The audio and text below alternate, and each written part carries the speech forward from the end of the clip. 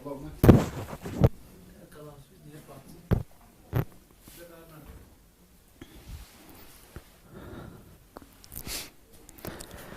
वालेकुम dear students. तो हम एक्चुअली जब ऑफलाइन मोड ऑफ हो गया और फिर हम ऑनलाइन मोड में आ गए, मैं एक रिपीटर बैच में पढ़ा रहा था हाल नंबर 5, फिर वो शिफ्ट हो गया था हाल नंबर 1।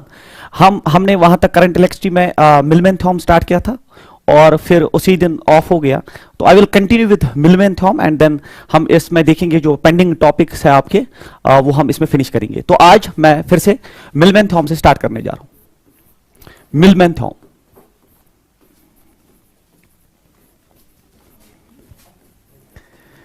देखिए ये जो मिलमैन थॉर्म है एज इट इज आपके सिलेबस में नहीं लिखा है Millman theorem. This Millman theorem is not written in your syllabus. Actually आपके करंट इलेक्ट्रिसिटी में जो थॉर्म आपको पढ़ाई जाती है that is Kirchhoff's laws, Kirchhoff's first and second law, और किरचॉफ सेकंड लॉ से आप न्यूमेरिकल सॉल्व करते हैं। बट बिलीव मी, जब आप किरचॉफ सेकंड लॉ से न्यूमेरिकल सॉल्व करने की कोशिश करते हैं, it takes you more than 5 minutes making many equations and doing calculations, और लास्ट में जब आप कैलकुलेशंस वर्क करके बहुत सारी इक्वेशंस बना के जब आंसर निकालते हैं, और मैक्सिमम टाइम्स वो गलत ही होता है क्योंकि कैलकुलेशंस इन्वॉल्व ह्यूज होती है, साइन कन्वेंशंस में प्रॉब्लम होती है, और वो क्वेश्चन जो 1 मिनट में एंट्रेंस में सॉल्व होना चाहिए उसमें 5 मिनट लगते हैं। And what we believe is that in entrance you need speed and accuracy. एक तो स्पीड चाहिए और दूसरी चीज है जिसको हम एक्यूरेसी कहते हैं। मतलब आप तो एक क्वेश्चन को जल्दी करेंगे और फिर एक्यूरेट भी होना होगा आपको, so that you can hit right option there in the entrance. ठीक है, सो दैट इज वाई मैं जब करंट इलेक्ट्रिसिटी में न्यूमेरिकल्स कराता हूं बेस्ड ऑन दैट जो किरचॉफ्स लॉ से आप करते हैं, क्योंकि ये क्वेश्चंस आपके एम से लेके नीट जेडब्ल्यू में पूछे जाते हैं, हर साल ये क्वेश्चंस आपके पेपर में मिलेंगे। तो मैं इसको एक डिफरेंट टेक्निक से करता हूं जिसको हम मिलमैन थ्योरम कहते हैं। इस मिलमैन थ्योरम में खास क्या, एक तो क्वेश्चन 1 मिनट में सॉल्व होता है, एंड नंबर सेकंड आप श्योर होते हो कि जो आपने आंसर निकाला दैट्स करेक्ट। मतलब स्पीड भी इस थ्योरम में है एंड एक्यूरेसी भी इस थ्योरम में है ना। मतलब you can solve a numerical in that allotted time of 1 minute and you are accurate enough that जो आपने आंसर निकाला वो बिल्कुल ठीक भी है। That's why I use to solve numericals by Millman theorem. और हाल नंबर 5 में जो फिर शिफ्ट हुआ हाल नंबर 1 में, मैंने मिलमैन थ्योरम के 2 केसेस डिस्कस किए थे, बट अब बहुत दिन हो गए तब से, तो मैं फिर से मिलमैन थ्योरम स्टार्ट कर रहा हूं। मैं सारे केसेस के पढ़ाऊंगा सो दैट कोई भी क्वेश्चन जो आपके एंट्रेंस में पूछा जाए जिसमें आप किरचॉफ्स लॉ यूज करते हो और आपको इसमें टाइम लग के जो है फिर लास्ट में आप श्योर नहीं होते हो कि आंसर ठीक आ गया कि गलत आ गया, मैं आपको दिखाऊंगा कि 1 मिनट में भी क्वेश्चन हो सकता है विद स्पीड एंड एक्यूरेसी के साथ। मिलमैन थ्योरम डिस्कस करने से पहले आपको बैटरी का कंसेप्ट पता होना चाहिए। ठीक है, बैटरी का कंसेप्ट पता होना चाहिए। देख लीजिए आप, बैटरी का जो सिंबल है ये आप क्लास 12 के एनसीईआरटी से लेकर क्लास 12 में आपने डिटेल्ड पढ़ा होता है। बैटरी का सिंबल होता है that it is having a positive and a negative terminal and यहां पे इंटरनल रेजिस्टेंस है ना। तो अगर आप इसको सेल मानते हैं तो सेल यही है, तो बट बहुत सारी ऐसे सेल्स जब आप कंबाइन करते हो तो वो बैटरी कहलाती है। मान लीजिए ये सारा वो कंबाइन करके आपका ऐसा सिस्टम है जिसमें एक टर्मिनल पॉजिटिव दूसरा negative, and this terminal is here positive, this terminal is negative. Let us consider that its EMF is E, मतलब इसका जो पोटेंशियल है, इसका पोटेंशियल जो है that's E and its internal resistance is R। तो इसको हम, this is what we call as symbol of battery। This is a symbol of battery in physics। ठीक है, बैटरी का जो सिंबल है फिजिक्स में वो ये है that it consist of a positive and a negative terminal with an internal resistance, और मैंने इसको कैपिटल आर से फॉर एग्जांपल यहां पे जो है डिनोट किया। स्मॉल आर से भी कुछ बुक्स डिनोट करती है, मगर मैंने इसको कैपिटल आर से डिनोट किया, उसमें कोई प्रॉब्लम नहीं। This is battery. Now battery 3 modes में काम करती है। Number 1 is called as discharging mode। Discharging mode एक मोड जो बैटरी का होता है जिसमें वो वर्क करती है, that mode is called as discharging mode. अब डिस्चार्जिंग मोड क्या होता है? डिस्चार्जिंग मोड वो मोड होता है जिसमें बैटरी जो है वो सप्लाई करती है करंट।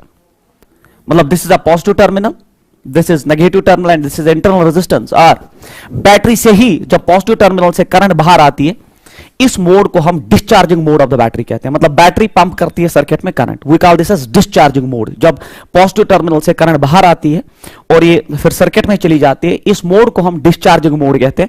मतलब आपने मोबाइल बैटरी जो है वो फुली चार्ज की और सुबह आप निकले घर से, तो फिर दिन में जो आपकी बैटरी है मोबाइल की वो कंटिन्यूअसली आपके मोबाइल सर्किट को सप्लाई करंट करेगी। उस मोड को हम डिस्चार्जिंग मोड कहते हैं, क्योंकि शाम तक वो बैटरी जो है वो डिस्चार्ज हुई होती है। और अगर आप इस डिस्चार्जिंग मोड में आप वोल्ट मीटर यहां कनेक्ट करते हैं, वोल्ट मीटर यहां पे कनेक्ट करते हैं वोल्ट मीटर, तो जो वोल्ट मीटर की रीडिंग आती है, जो वोल्ट मीटर की रीडिंग आती है जिसको हम V से रिप्रेजेंट करते हैं, ये जो होता है इस V को हम कहते हैं TPD। TPD को हम कहते हैं terminal potential difference. Terminal potential difference, we call this as terminal potential difference. ये आपने 12th में भी पढ़ा होगा। जो आपका वोल्ट मीटर रीडिंग यहां दिखाएगा उसको हम V से डिनोट करते हैं, and we call this as TPD, and TPD is called as terminal potential difference. ये TPD जो होता है डिस्चार्जिंग मोड में, ये TPD जो डिस्चार्जिंग मोड में होता है, ये होता है जो सेल का EMF है, that is E minus IR। तो this is TPD in case of discharging mode. ये इक्वेशन बिल्कुल आपको जबानी याद होनी चाहिए, आपने 12th में भी पढ़ी होती है। सो दिस V जो वोल्ट मीटर रीड करेगा, ये हमेशा डिस्चार्जिंग मोड में जो होता है, that is E, that is this EMF of the source minus IR।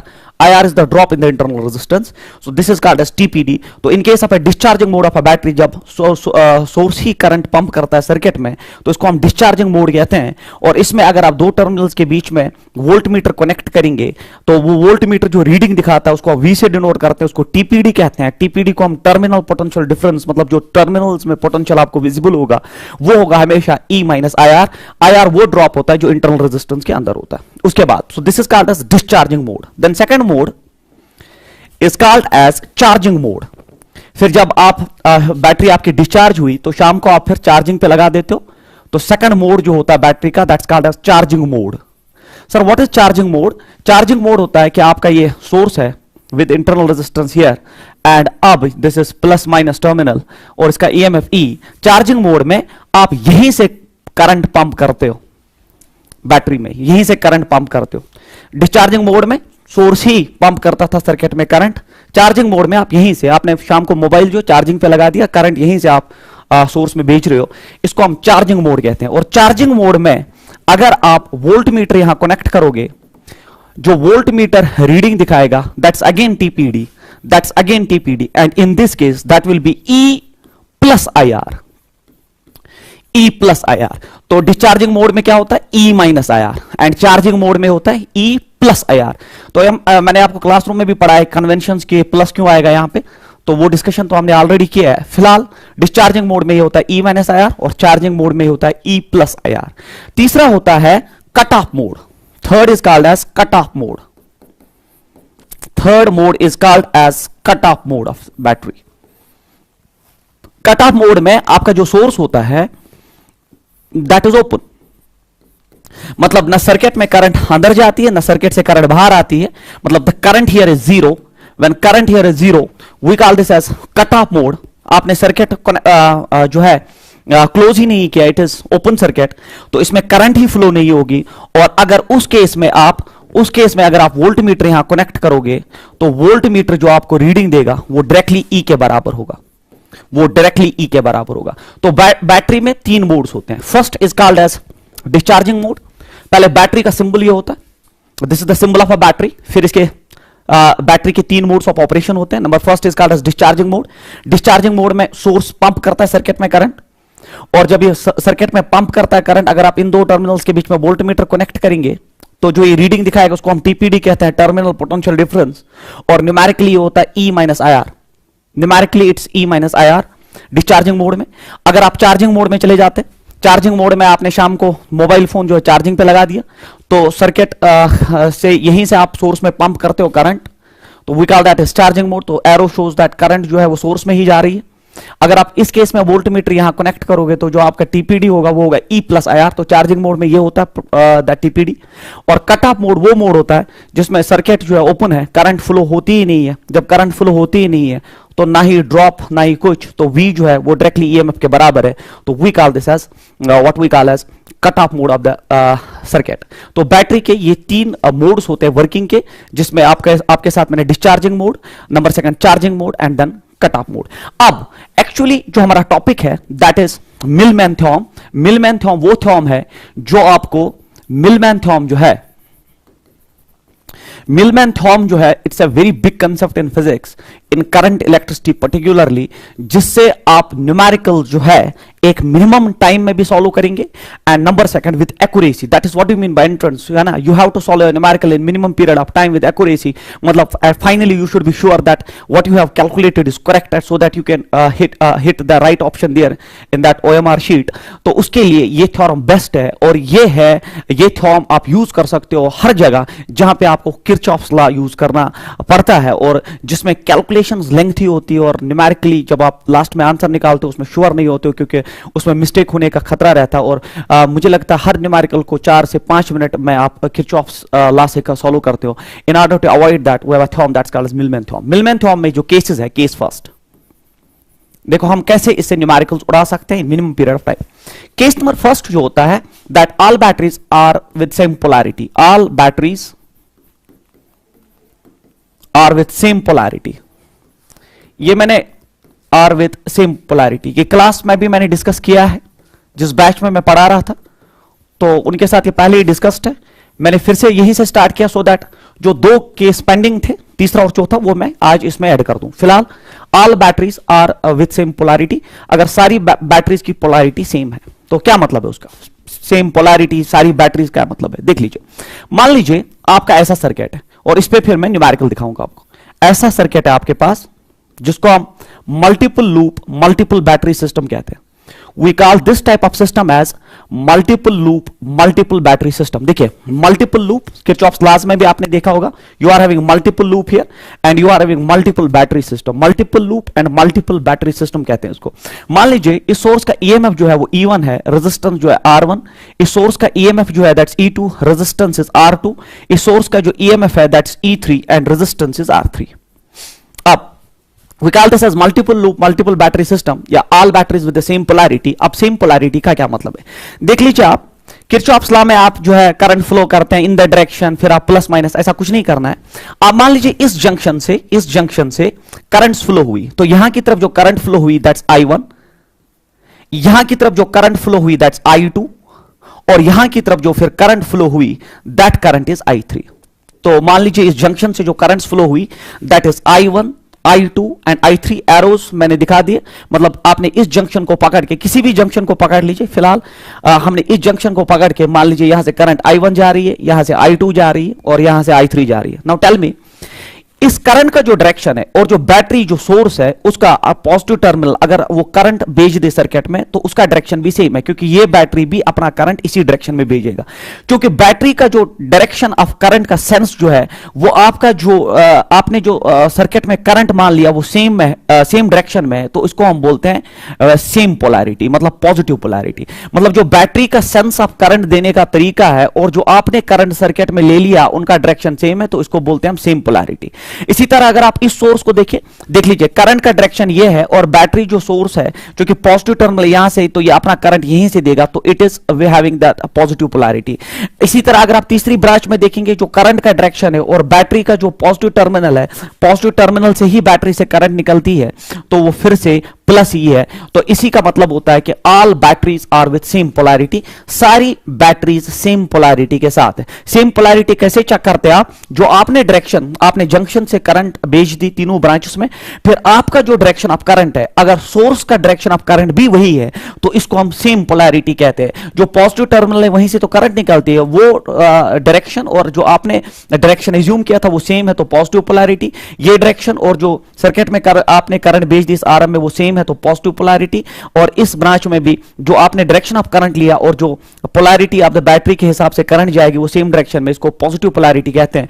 So all batteries are with the same polarity. तो जब आपने ये सारी पोलैरिटीज अब क्लियर हो गई, उसके बाद चूंकि ये पैरेलल में है ना, दीज आर है ना, these two loops are in parallel and parallel में पोटेंशियल सेम होता है, पैरेलल में पोटेंशियल सेम होता है। ऐसा मैंने आपको क्लास में पढ़ा है या आपने 12th में भी पढ़ा होता है। We have discussed this in that offline mode कि पैरेलल में पोटेंशियल सेम होता है। और मिलमैन ने जब वो पोटेंशियल कैलकुलेट किया, उसको हम V से डिनोट करते हैं और उसको हम CPD कहते हैं, CPD, that is called as common potential difference. We call this as common potential difference जो ये कॉमन पोटेंशियल डिफरेंस होता है, जो ये कॉमन पोटेंशियल डिफरेंस होता है सीपीडी, कॉमन पोटेंशियल डिफरेंस क्यों कहते हैं?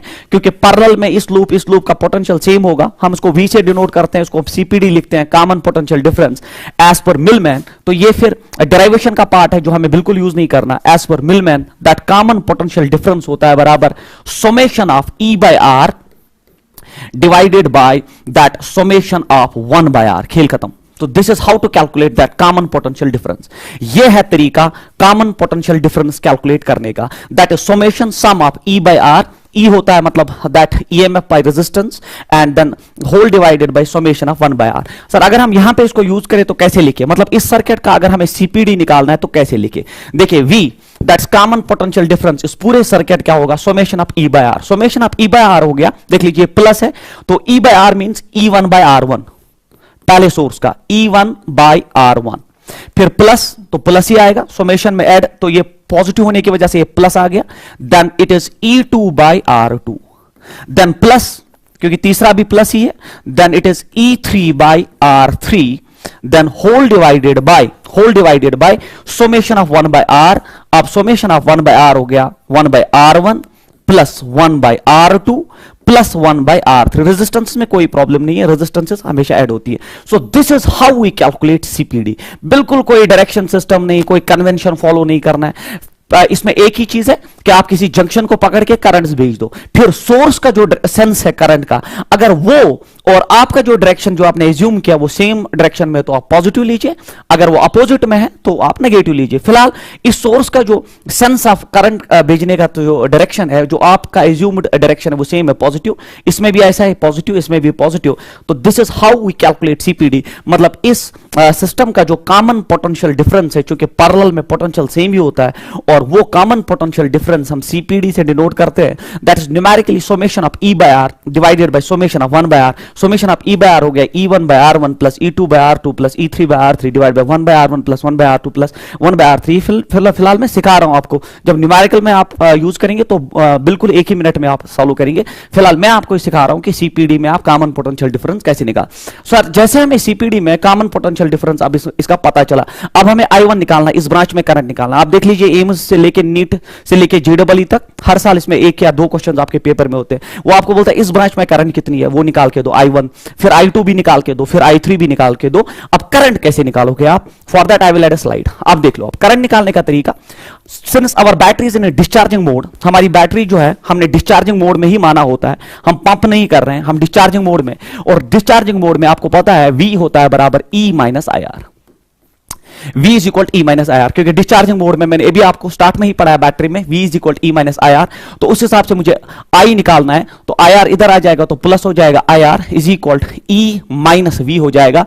तो I किसके बराबर है? It's E minus V by R। तो I का जब फॉर्मूला ये है, तो अब अगर आपको I1 निकालना है तो I1 किसके बराबर होगा? That will be E1 minus V, है ना, E1 minus V। V is common potential difference divided by R1। खेल खत्म।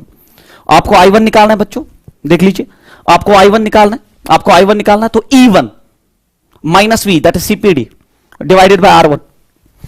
इसी तरह अगर आपको I2 निकालना है तो आप क्या लिखेंगे? E2 minus V common potential difference जो आपने ऑलरेडी कैलकुलेट किया डिवाइडेड बाय R2। तो आगे आपका I2 भी। आपको I3 निकालना है, you have to calculate I3 here. कैसे निकालेंगे sir? I3 is equal that is E3 minus V divided by R3। देख लीजिए बिना किसी मेहनत के आप सीधे I1 हर एक ब्रांच का करंट निकाल सकते हो, I1 I2 and I3। That is what is asked. तो मिलमैन थ्योरम में all batteries are of same polarity. अब सेम पोलैरिटी डिफरेंट पोलैरिटी छोड़ दीजिए, फिलहाल के लिए आप देख लीजिए, हम पहले सीपीडी निकालते हैं और सीपीडी निकालने का तरीका क्या है? Summation of E by R divide by summation of 1 by R। E by R होता है मतलब E1 by R1 plus E2 by R2 plus E3 by R3 divide by 1 by R1 plus 1 by R2 plus 1 by R3। जैसे V मिला, जैसे ही V मिला फिर आप I पे चले गए तो I होता है E minus V by R। तो पहले ब्रांच में E1 minus V by R, V हो आपने निकाला है, bye R is R1। I2 निकालने के लिए E2 minus V bye R2 and I3 निकालने के लिए E3 minus that's V by R3। This is how we calculate. अब इस पे आप न्यूमेरिकल देखिए सो दैट आपको समझ आए कि न्यूमेरिकल क्या सच में एक मिनट में सॉल्व होता है कि नहीं, है ना। तो उसी से आपको जो है क्लियर होगा that why I have taken this method to solve numericals in comparison to that of what we call as Kirchhoff's law. अब न्यूमेरिकल के लिए जो मेरा न्यूमेरिकल है वो ऐसा न्यूमेरिकल मैंने ले लिया इसमें, दैट इज ये आपका जो है सर्किट है, देख लीजिए this the circuit like this.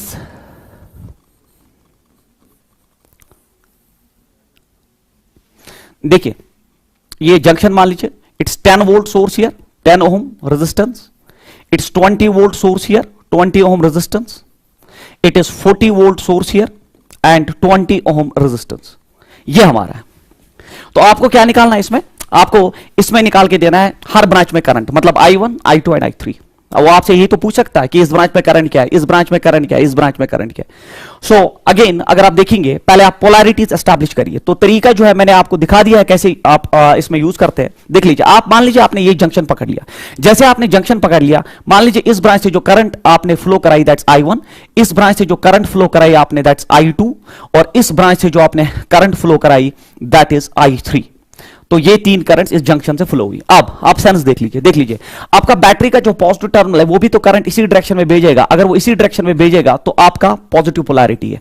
अगर आप यहां देखेंगे पॉजिटिव सोर्स, पॉजिटिव टर्मिनल यहां से, अपना सेंस ऑफ करंट तो यहीं से है, और आपने जो डायरेक्शन एज्यूम किया करंट की वो सेम है, तो पॉजिटिव. और अगर आप यहां पे भी देखेंगे प्लस टर्मिनल यहां से, तो करंट तो यहीं से भेजेगा और आपका करंट सेम डायरेक्शन में, तो प्लस. तो यही इसी को हम कहते हैं all batteries are of same polarity. अब सेम पोलैरिटी तो आ गया, अब कैसे सीपीडी निकालेंगे? देखिए सीपीडी आपको पता है, summation of E by R. देखिए अब आपको फॉर्मूला लिखने की जरूरत नहीं, आपको फॉर्मूला जबानी याद है. Summation of E by R divide by summation of 1 by R. Summation of E by R, देखिए E by R that's 10 by 10 that's 1 plus, क्योंकि ये प्लस है. 20 by 20 that's 1 plus. It is 40 by 20 that's 2 divided by, then summation of 1 by R. 1 by R means 1 by 10, क्योंकि यहां 10 ohm resistance है, plus 1 by 20 plus आप देख लीजिए 1 by 20 again. तो आप यहां पे देख लीजिए इट्स 2 प्लस 1 प्लस 1 दैट्स 4. ये हो गया 4. तो डिवाइडेड बाय, नीचे एलसीएम निकालिए, एलसीएम यहां 20 आ जाएगा. जैसे एलसीएम यहां 20 आया तो 10 2 that's 2 plus it's here 1 plus 1. तो 2 प्लस 1 प्लस 1 4 होता है. तो मैं लिखूंगा CPD is equal 4 divided by 20. 4 4 cancel that's 20 volt. देख लीजिए मिनिमम पॉसिबल टाइम में आपने कॉमन पोटेंशियल डिफरेंस निकाला है ना. कैलकुलेशन जो है ना बिल्कुल आसान है. यहां पे आपने क्या किया, summation of E by R means 10 by 10 plus. क्यों प्लस है सर? क्योंकि प्लस है यहां पे. It is 20 by 20 that's 1 plus it's 40 by 20 that's 2. Then नीचे summation of 1 by R that's 1 by 10 plus 1 by 20 plus 1 by 20. तो आपने मिनिमम टाइम में सीपीडी निकाला. अब आपको I1 चाहिए. देख लीजिए आपको I1 चाहिए. अगर आपको I1 चाहिए, I1 क्या है? देख लीजिए I1 इज E1 है ना. E1 फॉर्मूला में लिखूं, it is E1 minus V divided bye R1. अब E1 कितना है? E1 आपका 10 है, क्योंकि सोर्स का जो पोटेंशियल है वो 10 है, माइनस V आपने निकाला that's 20 divided by R1 is 10. It is minus 10 by 10, it's minus 1 ampere. खेल खत्म. मतलब आपने करंट पहली आरएम में निकाल दिया, पहला ब्रांच जो उसमें करंट आ गया -1 एम्पियर. और माइनस का मतलब है जो आपने डायरेक्शन ऑफ करंट लिया था उसके अपोजिट में सर्किट में एक्चुअली करंट चल रही थी. ठीक है, जो आपने डायरेक्शन ऑफ करंट लिया था उसके अपोजिट सेंस में करंट चल रही है, वो है माइनस का मतलब. अब सर I2 मुझे निकालना है, कैसे निकालो? देखिए E2 minus V divided bye R2. Now E2 जो है दैट्स 20 हियर, माइनस V आपका जो है V आपने निकाल दिया दैट्स 20 डिवाइडेड बाय R2 जो है वो है 20 माइनस 20 इट इज 0. मतलब इसमें करंट ही नहीं. तो ये कट ऑफ मोड में, मतलब इस ब्रांच में करंट ही फ्लो नहीं हो रही. It is in cut off mode. जो सेकंड ब्रांच है it is in cut off mode, क्योंकि करंट जो है 0 है. तो मैंने आपको बोला जब करंट 0 होता है वो call that as cut off mode. अब सर I3 मुझे निकालना है, तो I3 हो गया E3 minus V divided by R3. तो E3 आपका जो है, E3 देख लीजिए आप, E3 आपका 40 है, 40 minus V that's 20 common potential difference divided by R3 जो है आपका that's 20. Now 40 minus 20 it's 20 divide by 20 that's 1 ampere. तो आपका तीसरी आरएम में भी करंट आ गया. सो 1 एम्पियर 0 एंड -1 एम्पियर. अब देख लीजिए, तो आपने हर एक ब्रांच में करंट निकाला. पहली ब्रांच में करंट जो है -1 एम्पियर है, दूसरी ब्रांच में जो करंट है दैट इज 0, ये कट ऑफ मोड में. तीसरी ब्रांच में जो करंट है वो +1 एम्पियर. सर अब हमने जो किया क्या वो ठीक है? है ना। एक्यूरेसी आपने बोला था, स्पीड, स्पीड तो आ गया, हमने मिनिमम पॉसिबल टाइम में एक तो सीपीडी कॉमन पोटेंशियल डिफरेंस निकाला और फिर तीनों ब्रांच में करंट, और बिल्कुल कोई कन्वेंशन नहीं जो किरचॉफ्स लॉ में आप करते हैं अननेसेसरी कैलकुलेशंस, है ना, 5 मिनट में आप न्यूमेरिकल सॉल्व करते हैं और फिर फाइनली आपको पता चलता है कि गलत हो गया लास्ट में। मगर यहां पे कुछ नहीं करना, आपको सीपीडी निकाल के I1 I2 एंड I3 तो आप मिनिमम पॉसिबल टाइम में निकाल सकते हो। और फिर एंट्रेंस में तो वो एक ही पूछेगा, एक आरएम में करंट, या वो सीपीडी पूछेगा कॉमन पोटेंशियल डिफरेंस, तो कॉमन पोटेंशियल डिफरेंस भी और हर आरएम में आपने करंट निकाला, वो आपको वहां एक ही आरएम में करंट पूछ लेगा। अब सर एक्यूरेसी की क्या गारंटी है, एक्यूरेसी ये ठीक है कि गलत, हमने क्या किया, आपको याद होना चाहिए Kirchhoff's first law. Kirchhoff's first law कहता है that summation of currents at a junction, है ना, at summation of all currents at a junction is equal 0। जब सारी करंट्स का आप सम करते हैं at a junction, that's always equal 0। तो that incoming currents is equal outgoing currents, है ना, आपने पढ़ा होता है किरचॉफ्स फर्स्ट लॉ, है ना, क्लास 12th में आपने पढ़ा होता है। किरचॉफ्स फर्स्ट लॉ कहता है कि सम ऑफ इनकमिंग करंट्स हमेशा होता है सम ऑफ आउटगोइंग करंट्स, क्योंकि जंक्शन पे ना तो चार्ज क्रिएट होता है ना चार्ज डिस्ट्रॉय होता है, जितना करंट आता है उतना ही चला जाता है, मतलब summation of all currents at a junction is always 0। Incoming currents outgoing currents के बराबर होता है। तो मुझे बोलिए इस जंक्शन पे sum of all this current should be 0, मतलब I1 plus I2 plus I3 it should be equal 0, Kirchhoff's first law, क्योंकि हमने सारी करंट्स मानी आउटगोइंग करंट्स है, तो इनका सम जो है बिल्कुल 0 होना चाहिए। इनकमिंग जो आया वो आउटगोइंग में चला गया, तो इनका जो summation of all currents at a junction should be 0, मतलब इस जंक्शन पे I1 plus I2 plus I3 0। तो अगर ऐसा कुछ आया तो वी आर एक्यूरेट एनफ, हमें क्लियर हो गया कि हमने जो किया है वो बिल्कुल ठीक है। तो जरा देख लीजिए आप I1 plus I2 plus I3, देख लीजिए आप I1 plus I2 plus I3, see here I1 is -1 plus 0, क्योंकि I2 is 0 plus I3 that's 1, -1 plus 1 0, खेल खत्म। मतलब आपने जो किया वो बिल्कुल ठीक है। सो इसको हम कहते हैं मिलमैन थ्योरम। मिलमैन थ्योरम से एक तो क्वेश्चन मिनिमम पॉसिबल टाइम में सॉल्व होता है और आप एक्यूरेट एनफ हो जाते हो कि आपने जो किया वो बिल्कुल ठीक किया, क्योंकि आपका जो sum of currents at a junction as पर Kirchhoff's first law summation of all currents at a junction is always 0। यहां सारी आउटगोइंग करंट्स थी, incoming currents equal outgoing currents, तो that I1 plus I2 plus I3 should be 0 and finally आपको वही भी मिला। तो ये आपने श्योर किया, जो आपने कैलकुलेशन की थी वो बिल्कुल ठीक थी। इसको हम कहते हैं मिलमैन थ्योरम का case number first. Case number first जो था आपका that is this thing, that is all batteries are of same polarity. जब सारी बैटरी सेम पोलैरिटी, कैसे पोलैरिटी आप चेक करते हो, आप करंट्स ब्रांच में भेज देते हो और फिर जब करंट्स आप ब्रांच में भेज देते हो, फिर जो सोर्स का जो सेंस ऑफ करंट भेजने का है अगर वो सेम है in the direction of that assumed current, तो वो पॉजिटिव पोलैरिटी कहलाता है। तो इस केस में तीनों बैटरीज का पोलैरिटी सेम था, so that's all batteries are with the same polarity. पहले सेकंड में आप क्या करेंगे, सीपीडी निकालेंगे, कॉमन पोटेंशियल डिफरेंस, क्योंकि पैरेलल में पोटेंशियल सेम होता है, न्यूमेरिकली होता है summation of E by R divide by summation of 1 by R, खेल खत्म, E1 by R1 plus E2 by R2 plus E3 by R3 divide by 1 by R1 plus 1 by R2 plus 1 by R3। फिर आप current sir I1 I2 I3 कैसे निकालेंगे, तो मैंने बोला क्योंकि हमारा सेल डिस्चार्जिंग मोड में है तो I होगा बराबर E minus V by R। तो पहले ब्रांच में E1 minus V by R1, V is common potential difference, second branch में E2 minus V by R2 and third branch में E3 minus V by R3। तो फिर जब आप numerical पे चले गए तो न्यूमेरिकल आपने जो है मिनिमम पॉसिबल टाइम में सॉल्व करने की कोशिश जब आप करेंगे तो आप एक ही तरीका यूज करेंगे, that's what we call as Millman theorem. It will avoid your that lengthy calculations of Kirchhoff's second law, जिससे न्यूमेरिकल कभी सॉल्व नहीं होता है, 12th बोर्ड में सॉल्व नहीं होता, तो एंट्रेंस की बात ही नहीं है। एंट्रेंस मींस 1 मिनट, है ना, स्पीड एंड एक्यूरेसी। तो इसमें आप क्या करेंगे, एक जंक्शन को पकड़ के आप करंट्स भेज देंगे, फिर पोलैरिटी चेक करेंगे, summation E1 by R1 plus E2 by R2 plus E3 by R3 divide by 1 by R1 plus 1 by R2। पहली फुर्सत में आप सीपीडी निकालिए, कॉमन पोटेंशियल डिफरेंस। I1 हो गया E1 minus V by R1, I2 हो गया E2 minus V by R3 and I3 हो गया E3 minus V by R3। और जब लास्ट में करंट्स आए इनका सम भी बिल्कुल वही आया जो हम एक्सपेक्ट कर रहे थे, that summation of all currents at a junction should be 0 as पर Kirchhoff's first law. So all batteries are of same polarity, case first. Now case second, आपका जो केस सेकंड है that is batteries with reverse polarity, batteries with reverse polarity, with reverse polarity, batteries with reverse polarity. अगर आपकी batteries reverse polarity की है तो आप क्या करेंगे, देख लीजिए, बहुत आसान है। देखिए रिवर्स पोलैरिटी में मैं पहले डायग्राम बनाता हूं, ये आपका सोर्स है, फिर यहां नेगेटिव, ये positive, and then again this is positive and this is negative here. तो ये आपका एक ऐसा सर्किट है जिसमें E1 है, ये R1 है, this is E2, this is R2, this is E3 and this is R3।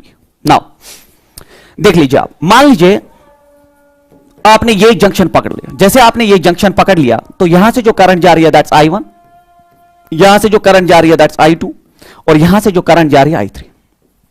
बिल्कुल मैं आपको अवॉइड कर रहा हूं दो लेंथी कैलकुलेशन जो आप फिर लूप में करंट फिर उसको ब्रेक करना पड़ता है, ऐसा कुछ नहीं है। I1 I2 एंड I3 भेज दिया, फिर आप देख लीजिए जो आपने डायरेक्शन ऑफ करंट भेज दिया और जो सोर्स का जो अपना डायरेक्शन है वो सेम है, तो ये पॉजिटिव पोलैरिटी कहलाएगा, वही जो मैंने केस नंबर फर्स्ट में पढ़ा है। अब इसमें देख लीजिए सोर्स का जो करंट का सेंस है वो इस डायरेक्शन में है ना, इस डायरेक्शन में, क्योंकि पॉजिटिव टर्मिनल से करंट बाहर आएगी, अपोजिट है दैट्स वाई नेगेटिव, क्योंकि सोर्स यहां की तरफ पॉजिटिव टर्मिनल की तरफ करंट भेजता है। यहां पे देख लीजिए पॉजिटिव टर्मिनल यहां की तरफ करंट भेजेगा और सोर्स का भी वही है तो positive. Now batteries are with reverse polarity, देख लीजिए ये पॉजिटिव ये नेगेटिव ये पॉजिटिव, इसको रिवर्स पोलैरिटी अपोजिट पोलैरिटी कहते हैं। We call this as opposite polarity, क्योंकि यहां पे दो बैटरीज पॉजिटिव पोलैरिटी लेके आ गई और एक बैटरी नेगेटिव पोलैरिटी लेके आ गई। तो सर पहली फुर्सत में तो सीपीडी निकालते, कैसे निकालेंगे? तो वही आपको तो पता है सीपीडी कैसे निकालते हैं। सीपीडी होता है summation of E by R divided by summation of 1 by R, same. Now CPD इस केस में क्या होगा सर? इस केस में सीपीडी क्या होगा?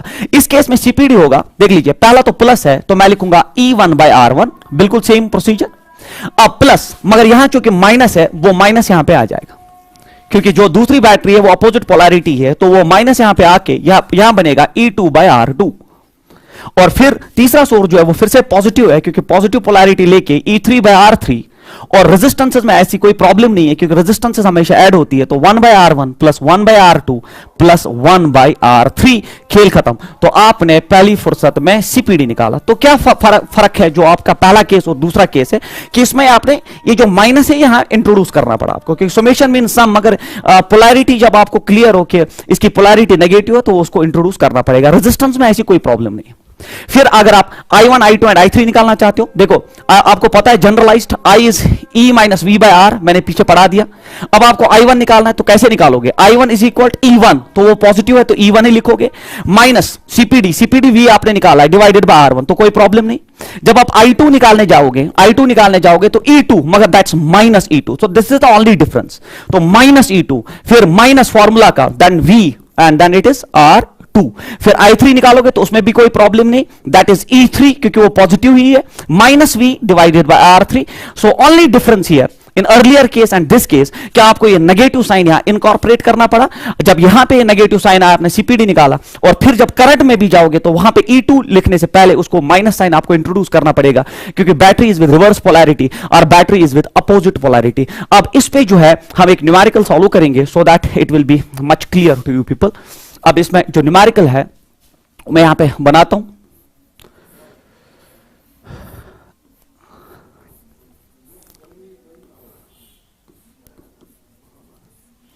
देख लीजिए ये आपका क्वेश्चन है, इसमें मैं वैल्यूज लेता हूं, जस्ट वेट, जैसे पूछा गया एंट्रेंस में वैसे वैल्यूज में इसमें लेता हूं। हाँ, this is 6 volt battery, this is 3 ohm register, this is a 12 volt battery, this is 6 ohm resistor, and this is 18 volt battery, and this is 2 ohm resistor. तो this is the question। अब आप देख लीजिए एक junction पकड़ लीजिए, आप एक जंक्शन पकड़ के करंट्स भेज दीजिए। मान लीजिए यहां से जो करंट गई दैट्स I1, यहां से जो करंट गई दैट्स I2, और यहां से जो करंट गई दैट इज I3, बिल्कुल वही तरीका। अब पोलैरिटी चेक करिए, देखिए आपका जो करंट और बैटरी का जो सेंस है करंट का वो सेम है तो पॉजिटिव पोलैरिटी, आपका जो करंट और बैटरी का जो सेंस है वो अपोजिट है तो नेगेटिव पोलैरिटी, आपका जो सेंस है और बैटरी का जो सेंस है करंट भेजने का वो सेम है तो पॉजिटिव पोलैरिटी। तो इसमें दो पॉजिटिव एक नेगेटिव, तो दैट्स कॉल्ड अपोजिट पोलैरिटी। अब पहले क्या निकालेंगे आप? सीपीडी। कैसे निकालते हैं सीपीडी निकालते हैं that is summation of E by R, है ना। अब मैं नहीं लिखूंगा E by R, आपको पता है that's E1 by R1. Now E1 by R1 that's 3 by 2, 3 that is E1 by R1 6 by 3 that's 2 और प्लस 2। फिर प्लस लिखना था मगर इसकी वजह से माइनस आ गया। नाउ क्या है ये? It is E by R that's 12 by 6 that's 2। फिर यहां पे आइए आप, प्लस आ जाएगा, प्लस जैसे आ गया अब मुझे बोलिए आप 18 by 2 it's 9 divided by 1 by R1 means 1 by 3 plus 1 by R2 that's 1 by 6 plus 1 by R3 that's 1 by 2 1 by 2। अब +2 -2 कैंसिल आउट होगा, v इज इक्वल ऊपर 9 बचा, नीचे देखिए नीचे एलसीएम आएगा 6, ना 3 2 6 तो 2 प्लस इट्स 1 हियर प्लस 2 3 6 तो 3। तो अब आप देख लीजिए ये हो गया 3 + 1 प्लस दिस इज 4 + 2 6, तो 6 के साथ कैंसिल आउट होके 9 वोल्ट इज सीपीडी। देख लीजिए मिनिमम पॉसिबल टाइम आप में सीपीडी उड़ा दिए, इधर सीपीडी आप मिनिमम पॉसिबल टाइम में उड़ा सकते हो। This is how we calculate CPD 9 volt. अब आपको I1 चाहिए, सर I1 कैसे निकालेंगे? तो बोलिए बच्चे, it is E1 - V divided bye R1। Now E1 जो है आपका पॉजिटिव है, दैट इज 6 माइनस V आपने निकाला, दैट्स 9 डिवाइड बाय R1 आपका 3 है, तो it is -3 by -3 it's -1 ampere is the current. तो आपने पहला करंट निकाल दिया। तो पहली ब्रांच में जो करंट है वो -1 एम्पियर है ना। 9 - 6 इज -3 -3 बाय -3 इज -1 एम्पियर, पहली ब्रांच का करंट आ गया। उसके बाद I2 चाहिए आपको। I2 कैसे निकालेंगे? E2 - V bye R2। Now E2 जो आपका E2 है दैट्स -12, इसका ख्याल रखिए आप, -12, क्योंकि यहां पे पोलैरिटी जो है अपोजिट पोलैरिटी, -12 लिखना पड़ेगा, फिर माइनस फॉर्मूला का V दैट्स 9 जो आपने निकाला है डिवाइडेड बाय R2 आपका 6 है।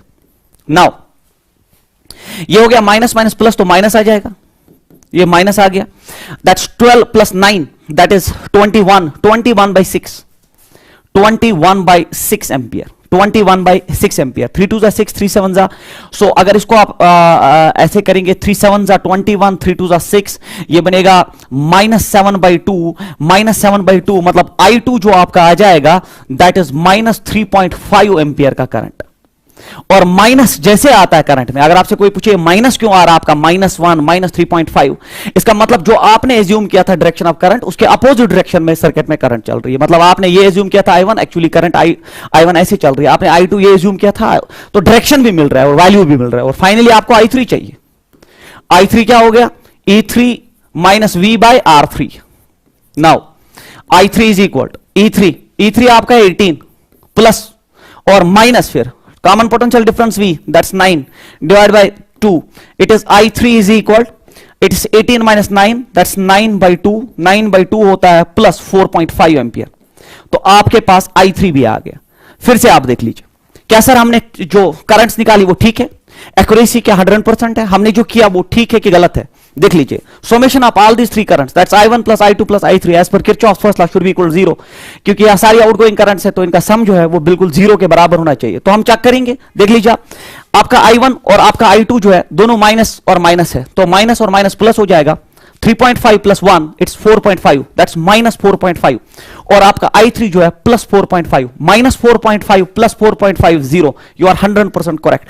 आपने क्वेश्चन में एक तो हर ब्रांच में आपने करंट भी निकाल दिया और फिर आप एक्यूरेट एनफ भी हो गए, क्योंकि आपको summation of all this current 0 के बराबर आया। मतलब आपने कोई गलती नहीं की है, आपने हर ब्रांच में, अब जब एंट्रेंस में वो ऑब्जेक्टिव पूछेगा तो वो तो एक ब्रांच से करंट पूछेगा, या तो एट मैक्स सीपीडी पूछेगा, कॉमन पोटेंशियल डिफरेंस पूछेगा। कॉमन पोटेंशियल डिफरेंस का आइडिया ही नहीं होता आपके जब आप किरचॉफ्स लॉ पढ़ते हैं, तो आप हर ब्रांच को डिफरेंटली ट्रीट करते हैं, बट यहां पे हर ब्रांच का कॉमन पोटेंशियल डिफरेंस होता है क्योंकि पैरेलल में पोटेंशियल सेम रहता है, और फिर हर ब्रांच के current. And believe me these questions 2017, 2018, 2019 AIIMS से लेके नीट जेई तक जो है ये क्वेश्चंस पूछे जाते हैं, और इनमें हमेशा बच्चा किरचॉफ्स लॉ यूज करके जो है एरर कर बैठता है। But this is the shortest way to solve numericals which are lengthy in 12th as well as entrance, but in entrance we mean speed and accuracy, और इसमें वो दोनों चीजें हैं जिसको हम स्पीड भी कहते हैं और जिसको हम एक्यूरेसी भी कहते हैं। तो ये था केस नंबर 2। अब केस नंबर 3।